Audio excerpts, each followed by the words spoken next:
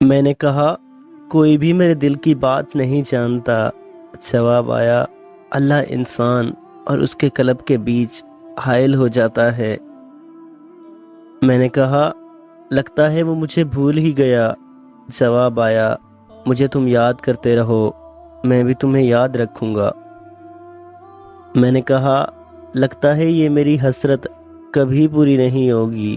جواب آیا ممکن ہے تم کسی چیز کو برا جانو اور دراصل وہی تمہارے لیے بھلی ہو، اور یہ بھی ممکن ہے کہ تم کسی چیز کو اچھا سمجھو حالانکہ وہ تمہارے لیے بری ہو۔ میں نے کہا تیرے سوا کوئی میرا نہیں۔ جواب آیا ہم اس کی شارک سے بھی زیادہ قریب تر ہیں۔ میں نے کہا میں تھک چکا ہوں۔